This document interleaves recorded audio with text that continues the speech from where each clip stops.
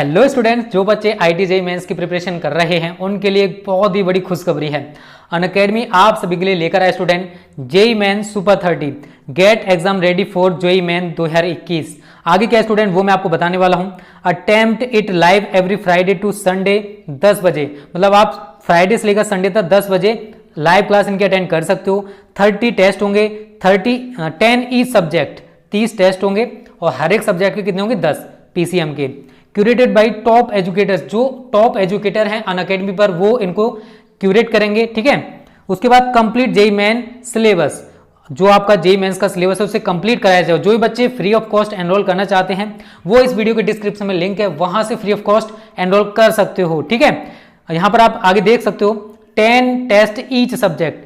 Friday physics का होगा 10 बजे, सैटरडे केमिस्ट्री का होगा 10 बजे और उसके बाद संडे में होगा आपका मैथ्स का, ये ठीक है ना।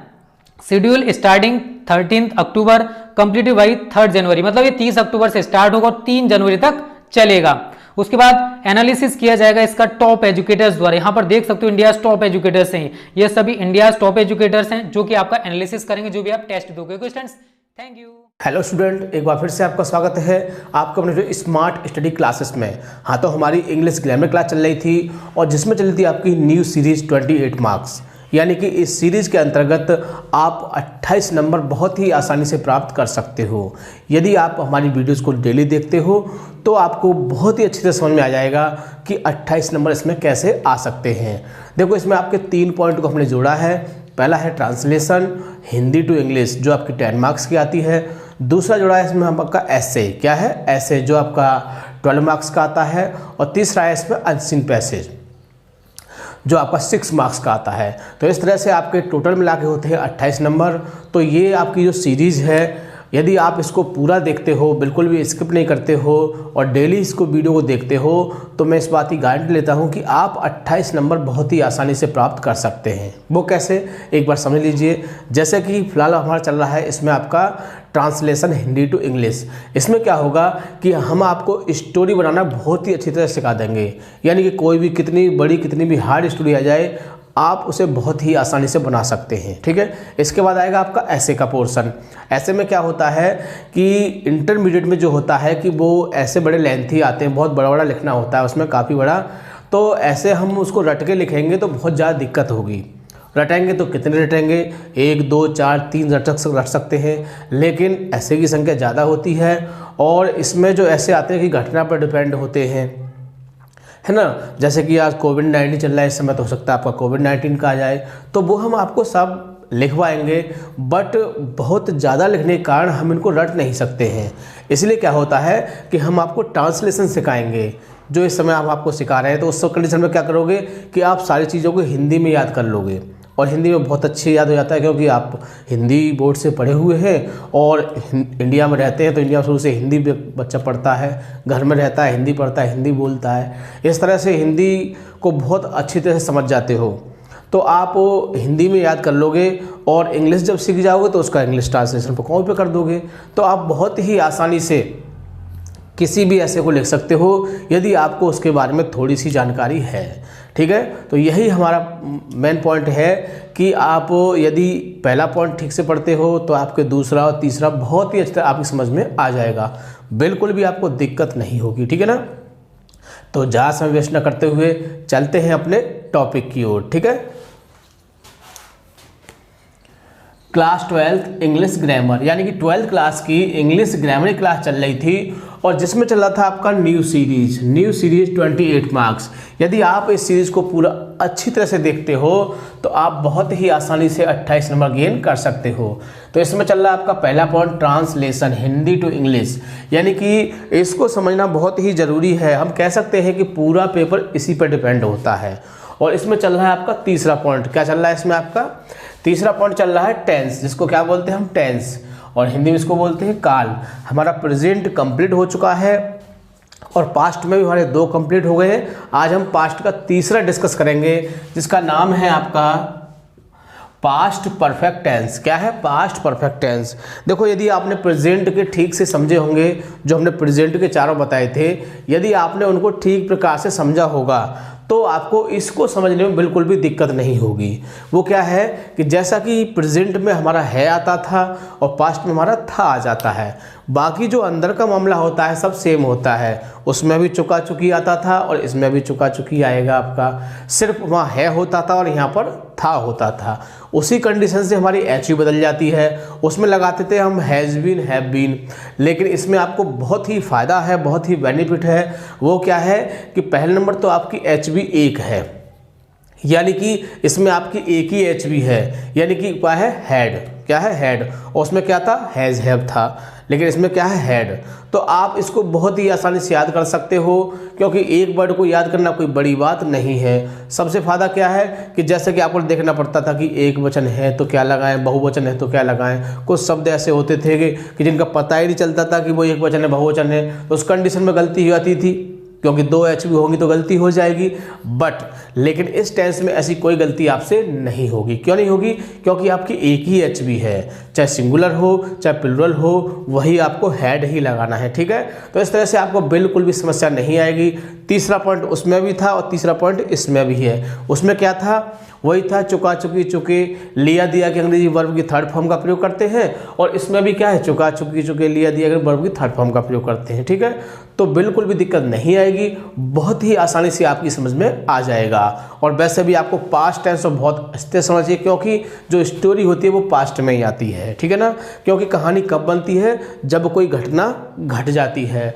तो आपको बिल्कुल भी दिक्कत नहीं होगी, सिर्फ आप वीडियो को देखते रहिए, समझते रहिए, और सब कुछ बहुत ही आसानी से हो जाएगा। ठीक है, तो सबसे पहला पॉइंट है इसका आपका पहचान। तो पहचान हम आपको बता चुके हैं, लेकिन बताना समझाना वो अलग है, लेकिन मैं इसको लिख के भी इंडिकेट कर देता हूं। तो देखते हैं, कह सकते हैं कि जिन वाक्यों के अंत में, जिन वाक्यों के अंत में चुका था, चुकी थी, चुके थे, लिया था, दिया था, यानी क्या है? चुका था, चुकी थी, चुके थे, लिया था, दिया था आदि शब्द आए तो उसे पास्ट परफेक्ट टेंस कहते हैं। तो क्या होता है इसमें? उसमें हमारा प्रेजेंट में क्या होता है? चुका है आता था, और इसमें क्या था आता है। सिर्फ इतना ही डिफरेंस है। यदि आपने उसको अच्छी तरह से याद कर लिया होगा तो इसमें आपको बिल्कुल भी दिक्कत नहीं आएगी। ठीक है, अब अगला पॉइंट आता है इसका एच बी। क्या है? H B. तो एच बी देखते हैं, देखो, एक वचन तथा बहुवचन कर्ता के साथ हैड। एक ही एच बी है, चाहे सिंगुलर हो चाहे बहुवचन हो चाहे कुछ भी हो, तो याद करने में कोई दिक्कत नहीं होगी और लगाने में भी कोई दिक्कत नहीं होगी। क्योंकि ऐसा है, जब ज़्यादा होती है तो दिक्कत होती है।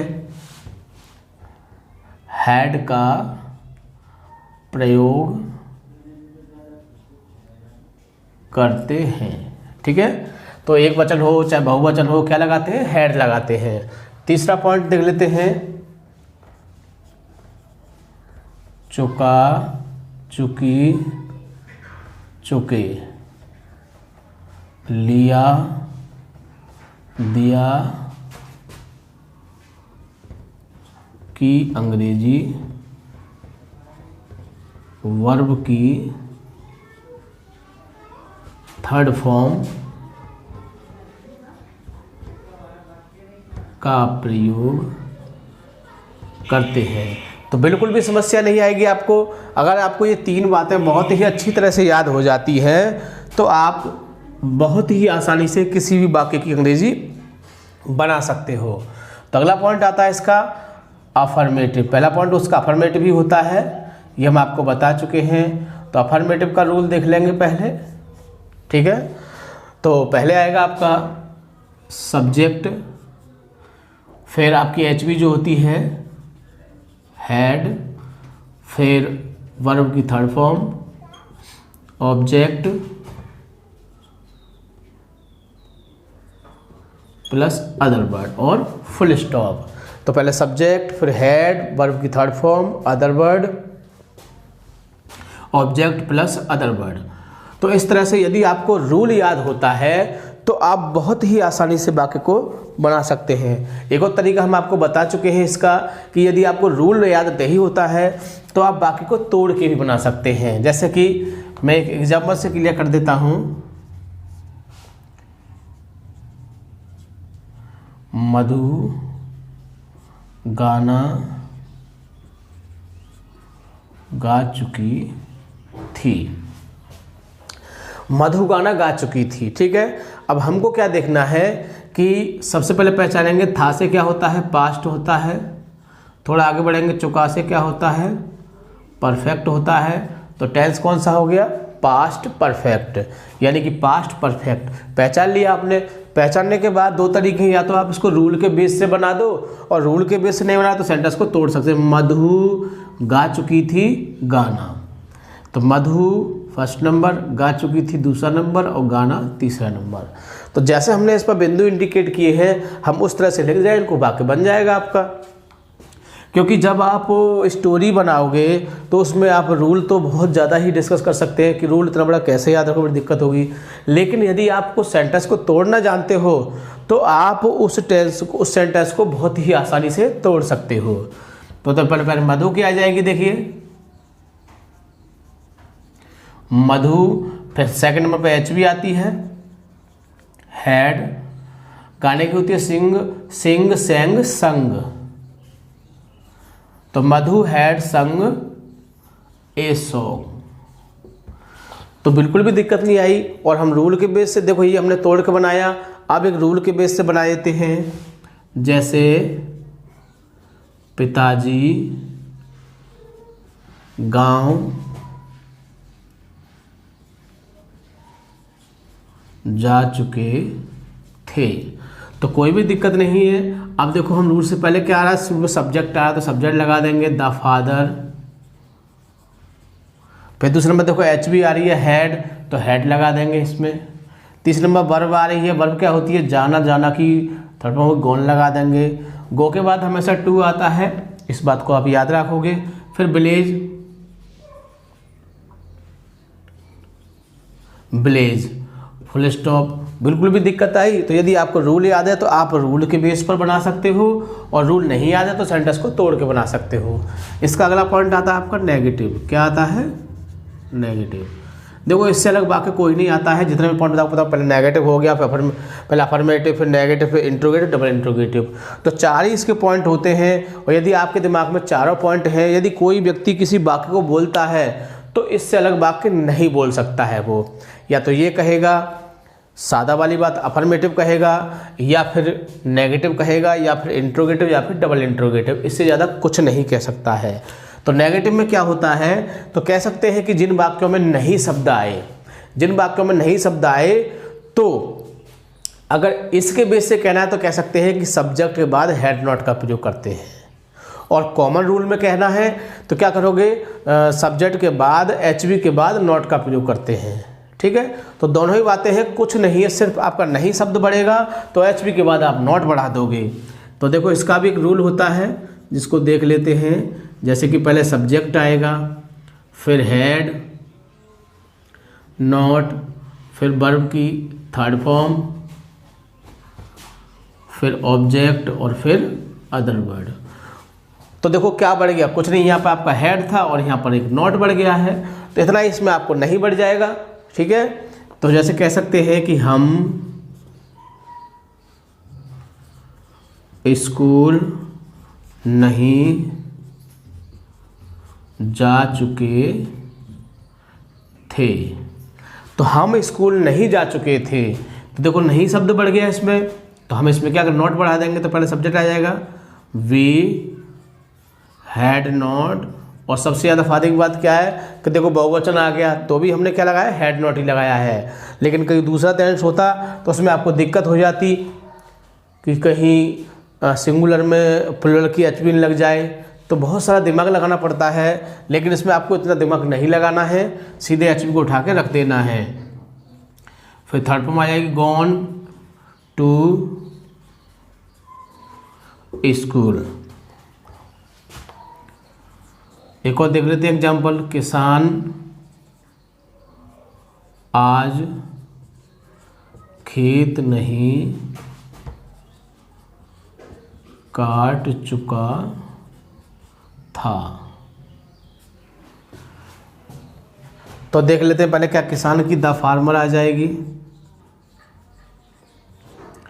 फिर नहीं क्या लगाओगे आप, हैड नॉट, फिर आगे बढ़ेंगे, काटने क्या होती है, कट, और कट के तीनों फॉर्म सेम होती हैं। The farmer had not cut the field, the farmer had not cut the field, अब कब, आज, तो टुडे की आज लगा दीजिए। ठीक है, तो बहुत ही आसानी से हम किसी वाक्य को बना सकते हैं यदि हमें उसकी पहचान एचवी रूल पता है। पहचान को तो आप छोड़ ही दीजिए, क्योंकि पहचान के लिए हम आपको ऐसा तरीका बता चुके हैं जिससे आप किसी वाक्य को बहुत ही आसानी से पहचान सकते हैं। कुछ चंद बातें उसमें आपको याद रखनी होती हैं। तो आगे आता है आपका इंटरोगेटिव। इंटरोगेटिव में क्या होता है, हम पहले बता चुके हैं आपको। कह सकते हैं कि जिन वाक्यों के शुरू में क्या शब्द, यानी क्या शब्द वाक्य के शुरू में आए तो उस टेंस की एच बी को शुरू में लगा देते हैं। इस बात को हम पहले बता चुके हैं आपको। हमने अनुवाद के नियम में आपको कुछ बातें लिखाई थी। यदि आपको वो बातें याद होंगी तो आपको इसमें बिल्कुल भी दिक्कत नहीं आएगी।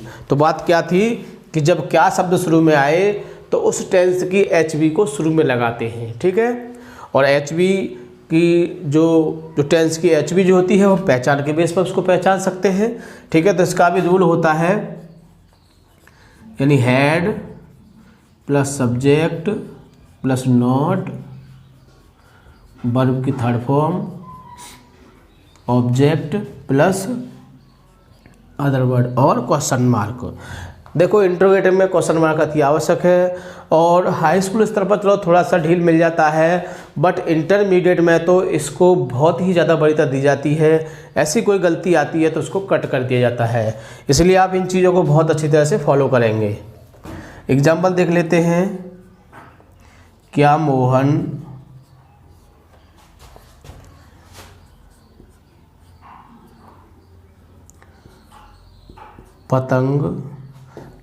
पतंग नहीं खरीद चुका था। तो देखिए क्या शुरू में आ गया, हैड को शुरू में लगा देंगे, फिर दूसरे में सब्जेक्ट आ रहा है तो मोहन लिख दीजिए। देखो मैं कुछ नहीं कर रहा, यूँ चलता जा रहा है। फिर क्या आ रहा है, नॉट, तो नॉट लिख दीजिए। फिर क्या आ रहा है, वर्ब की थर्ड फॉर्म, तो खरीदने की क्या होती है, बॉट होती है। वैसे फर्स्ट फॉर्म की बाई होती है और थर्ड फॉर्म बॉट हो जाती है। तो हैड मोहन नॉट बॉट। फिर आगे द काइट, क्वेश्चन मार्क बहुत ही जरूरी है। एक और एग्जांपल देख लेते हैं,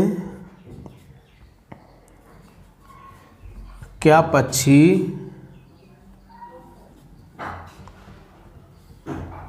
अनाज नहीं खा चुके थे।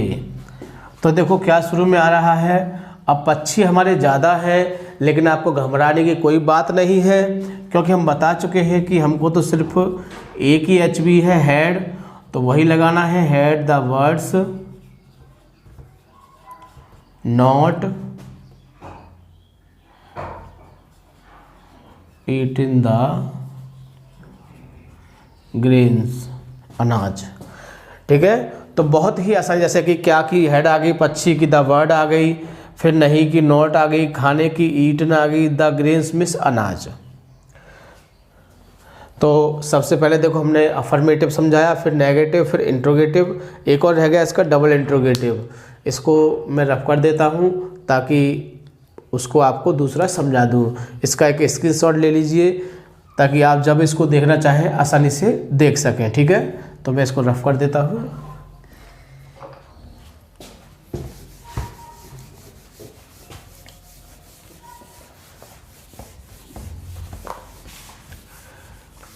इसके बाद आता है आपका डबल इंट्रोगेटिव। कौन सा आता है?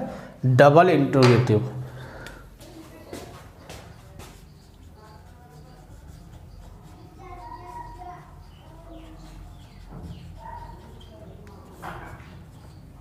देखो ये चीज़ें बहुत ही आसानी से याद हो जाती हैं। यदि आप वीडियो को 2 या 3 बार देखोगे वह करके तो आपको बहुत ही आसानी से याद हो जाएंगी।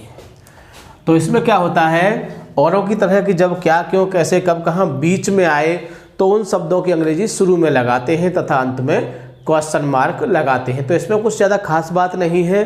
हमको जो क्वेश्चन वर्ड होते हैं, आई मीन डब्ल्यू फैमिली के वर्ड होते हैं, वो हमको अच्छी तरह से पता होने चाहिए।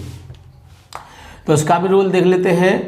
क्वेश्चन वर्ड प्लस इसके रूल को याद करने में बड़ी सुविधा होती है। पहले हम बता चुके हैं, फिर बताते हैं कि सिर्फ क्वेश्चन वर्ड याद करना है। बाकी जो आपका इंट्रोगेटिव का रूल है आप उसी को लिख दीजिए पूरा, जैसे had plus subject plus not plus been plus verb plus third form plus object plus other word और प्लस क्वेश्चन मार्क। ठीक है, जैसे राधा मंदिर क्यों नहीं जा चुकी थी। तो कुछ खास नजर आया नहीं। टेंस को पहचानेंगे, था से पास्ट हो गया, थोड़ा आगे बढ़ेंगे, चुका से परफेक्ट हो गया, पास्ट पर टेंस है आपका। इसके बाद सेंटेंस को तोड़ते हैं। तो हम बता चुके हैं क्या, क्यों, कैसे, कब, कहाँ बीच में आए तो उनको जी कहाँ लगाते हैं, शुरू में लगाते हैं। तो शुरू में लगा देंगे वाई, और फिर आपका पूरा जो आपका इंट्रोगेटिव का जो कंडीशन होता है उसको हेड लिख दिया, फिर सब्जेक्ट लिख दो राधा, उसके बाद फिर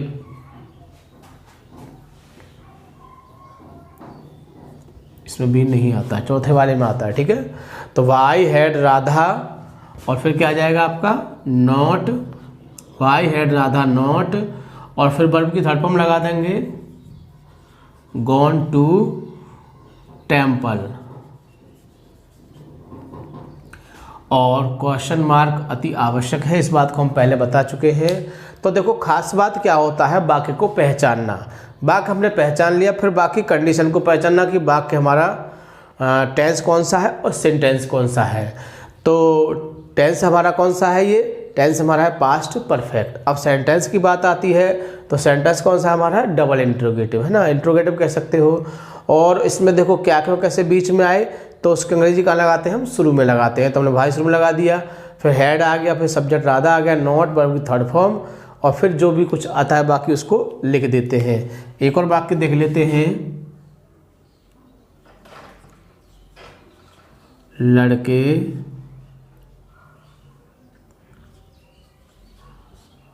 गांव कब जा चुके, लड़के गांव कब जा चुके थे। तो देखो सबसे पहले वही कंडीशन, था थी थे से पास्ट होता है, चुका से परफेक्ट होता है, पास्ट पर पहचान लिया। अब हम आपको दोनों तरीके बता चुके हैं, या तो तोड़ के बना लीजिए या फिर आप इस रूल के बेस से बना लीजिए।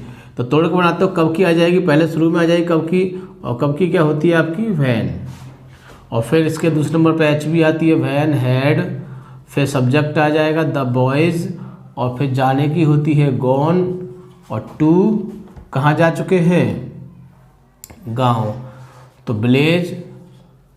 तो when had the boys gone to village, और क्वेश्चन मार्क बहुत ही ज़रूरी है, क्योंकि इंट्रोगेटिव सेंटेंस में यदि क्वेश्चन मार्क नहीं लगाया जाता है तो एग्जामिनर को उसे काटने का पूरा अधिकार है। इसलिए आप इस बात को बड़ी अच्छी तरह से ध्यान रखोगे, ठीक है ना। तो सबसे पहले हमने आपको असर्टिव आई मीन अफर्मेटिव, फिर नेगेटिव, फिर इंट्रोगेटिव और फिर डबल इंट्रोगेटिव। तो इन चीज़ों को आपको बहुत अच्छी तरह से ध्यान रखना है। एक बार यदि आपने रूल याद कर लिए तो आपके रूल वही चलते रहते हैं, सिर्फ थोड़ा सा माहौल उसमें बदलता है और जिसको आपको याद रखना है, ठीक है। तो इसको बहुत अच्छी तरह से समझोगे, वीडियो को बार बार देखोगे। एक बार में नहीं समझ में आता है तो वीडियो को दोबारा देख सकते हो, ठीक है। जब समझ में आ जाए पूरी तरह से फिर सेंटेंस को बनाने की कोशिश करोगे, पहचानने की कोशिश करोगे, ठीक है ना। तो अच्छी तरह से इसको समझोगे और सबसे खास बात, वीडियो को लाइक या शेयर करना नहीं भूलोगे ताकि और स्टूडेंट भी इस चीज़ का फ़ायदा उठा सकें, ठीक है। Thank you. जय हिंद, जय भारत।